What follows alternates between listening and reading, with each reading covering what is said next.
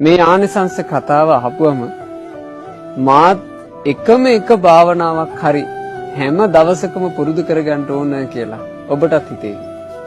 එසේනම් සවන් දෙන්න. භාවනා කරන කෙනාට තමාව පහසුවෙන් රැක ගන්න පුළුවන්. තමන්ගේ කායික ක්‍රියා, තමන්ගේ වචන, තමන්ගේ මානසික ක්‍රියා එයාට හොඳට රැක ගන්න පුළුවන්. තමාව පාලනය කරගන්න පුළුවන්. භාවනාවේ ආනිසංස. ආයුෂය වැඩෙනවා. තමන් ලැබූ මේ දුර්ලභ මනුස්ස ජීවිතේ තමන්ගේ ආයුෂ ටික රැකගන්න භාවනා කිරීම උදව් වෙනවා.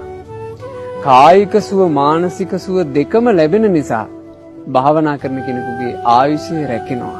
ආයුෂය වැඩෙනවා. කායික මානසික බලය ලබා දෙයි.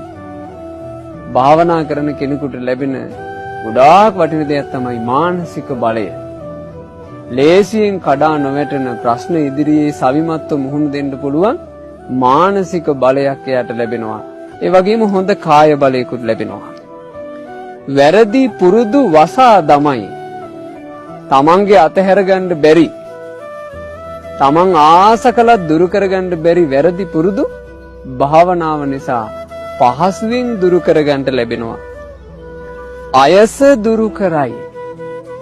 තමන්ගේ වටේ පිරිවර නෑ කියලා, කතා බහට කවුරුත් නෑ කියලා, මට හිතවත් කවුරුත් නෑ කියලා වෙහෙසට පත් වෙන හිත සම්පූර්ණයෙන්ම දුර වෙලා යනවා භාවනා කරන කෙනෙකුට. ඇත්තෙම භාවනා කරන කෙනෙකුට තමන්ගේ වටේ નિසරු කතා කර කර ඉන්න පිරිසක් නැති එකමයි සැප.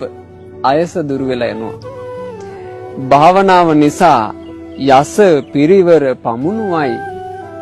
එයාගේ ළඟට කිට්ටු වෙන්නේ ගුණ යහපත් පිරිසක්මයි. භාවනාවට කැමති, ධර්මයට කැමති, පින් කරන්න කැමති, කුසල් වඩන්න කැමති, ආන් ඒ වගේ සුන්දර පිරිසක් තමන්ගේ ළඟට කිට්ටු වෙනවා. කුසල් දහම්හි නොයැලීම අරතිය දුරු කරයි. අරතිය කියන එක ගොඩාක් දෙනෙකුගේ ජීවිතේ තියෙන එකක්. මුල් කාලේ බණ ඇහුවා ස්වාමීන් වහන්සේ, දැන් බණ අහන්න හිතෙන්නේ. මුල් කාලේ භාවනාත් කළා, දැන් භාවනා කරන්න හිතෙන්නේ. මුල් කාලේ වන්දනමානන කළා, දැන් ඒවා කරන්න හිතෙන්නේ. මේ ප්‍රශ්න ඔක්කොම ටික දුරු වෙනවා නිතර කෙනෙක් භාවනා කරනවා නම්. කුසල් දහම්හි ඇලීම උපදවා දෙයි. භාවනා කරන කෙනෙකුගේ හිත නිතර කුසලයට ඇලෙනවා. බය දුරු කරයි. භාවනා කරන කෙනෙකුට ඒ භාවනාවෙන් ලැබෙන සවිය ඉස්සරහා සියලු සත්වයෝම බිහිතියට පත් කරවන, මරණ ඉදිරියේවත් බය හටගන්නේ. බලන්න, භාවනාවෙන් සිත දියුණු කරගත්ත රහතන් වහන්සේලා මරණ ඉදිරියේවත් බය වුන්නේ.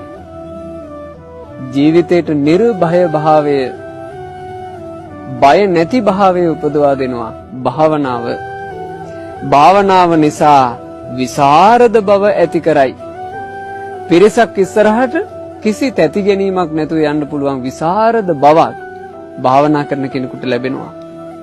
කුසීතකම දුරු කරයි. ජීවිතයක තියෙන මහා සාපයක් කුසීතකම, කම්මැලිකම. භාවනාවෙන් ඒ කම්මැලිකම් දුරු වෙනවා. වීරිය උපදවා දෙයි.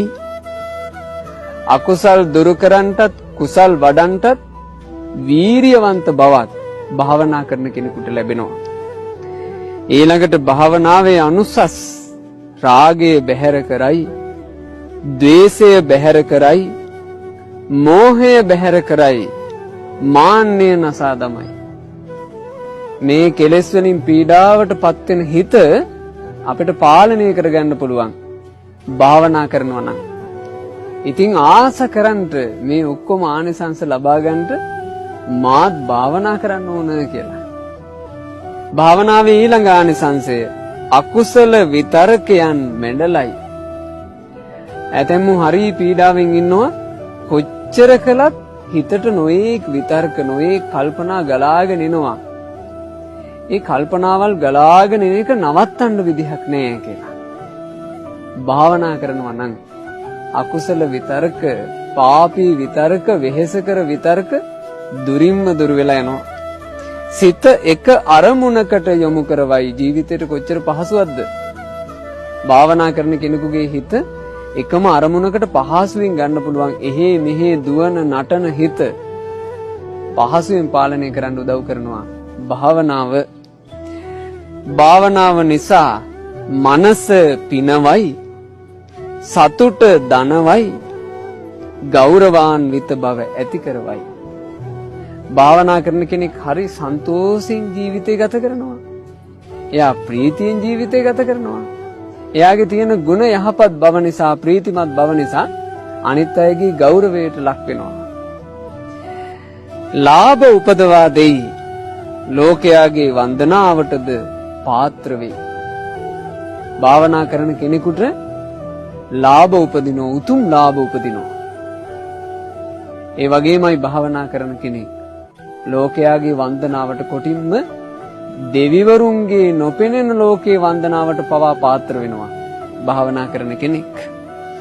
චිත්ත ප්‍රීතිය පමුණුවයි, ප්‍රමුදිත බව ඇති කරයි. භාවනා කරන කෙනෙකුට හරි ප්‍රීතියෙන් ජීවිතය ගත කරන්න පුළුවන්. ප්‍රමුදිත කියලා කියන්නේ ප්‍රමෝදමත් බව. ජීවිතයකට කොච්චර සුවයක්ද ප්‍රමෝදයෙන් හැමතිස්සෙම ඉන්න තියෙනවනම් භාවනා කරන්න චිත්ත ප්‍රීතියත් ලැබෙනවා, ප්‍රමෝදයත් ලැබෙනවා. ඊළඟට භාවනාවේ ආනිසංසයක්, සංස්කාරවල සැබෑ ස්වභාවය Tamanට අවබෝධ වෙනවා. මේ ජීවිතයේ ඇත්ත ස්වභාවය අවබෝධ කරගන්නට, මුලාව දුරු කරගෙන ජීවිතය කියන්නේ මොකක්ද කියන එක තේරුම් ගන්න අපට උදව් කරන්නේ භාවනාව. ඒ භාවනාව තුලින් නේද ජීවිතේ මුළුමනින්ම අවබෝධ කරගත්ත රහතන් වහන්සේලා බිහි වුණේ. සෝවාන්, සකදාගාමි, අනාගාමි, අරහත් කියන ජීවිත අවබෝධය ලැබූ උත්තමයෝ බිහි වුණේ භාවනාව නිසා. භාවනාවේ ආනිසංස භවයන්හි ප්‍රතිසන්දිය නසා දමයි. යලි යලිත් මේ සංසාර ගමනේ පටලැවි දුක් දුම්නස් විඳ විඳ යන්න තියෙන ස්වභාවය මුළුමනින්ම දුරු කරන්න පුළුවන්කම තියෙන්නේ භාවනාවට. සසර ගමනේ නිදහස් වූ බුදුපසේ බුදු මහරහතන් වහන්සේලා භාවනාව කියන උතුම් දේ පුරුදු කළා.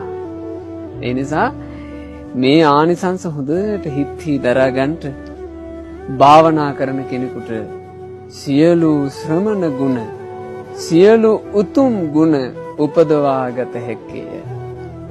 ඒක භාවනාවේ අවසාන ආනිසංසය. මේ ජීවිතයක් ඇතුලේ ඇති කරගන්න තියෙන උදාර ගුණ, උතුම් ගුණ සියල්ලම උපදවා ගන්න උදව් කරනවා භාවනාව. ඉතින් මේසා ආනිසංස තියෙන භාවනාව මේ ජීවිතේ අපි කරන්නේ නැත්තම් ඒක කොච්චර අලාභයක්ද? ඉතින් ඔයාලා හිතට ගන්න. මෙබඳු උතුම් ආනිසංස තියෙන භාවනාව මම නම් පුරුදු කරනවා. දවසකට එක භාවනාවක් හරි මම පුරුදු කරගන්නවා. භාවනාවෙන් ලබන උතුම් සුවය, උතුම් සැනසීම ලබන කෙනෙක් වෙනවා කියලා හිතට ගන්නට භාවනාව නිතර පුරුදු කරමින් සුව සැනසෙල්ලේ ගත කරන ජීවිත උපදව ගන්න. මේ හැම දිනාට වාසනාව ලැබේවා. තෙරුවන් සරණයි.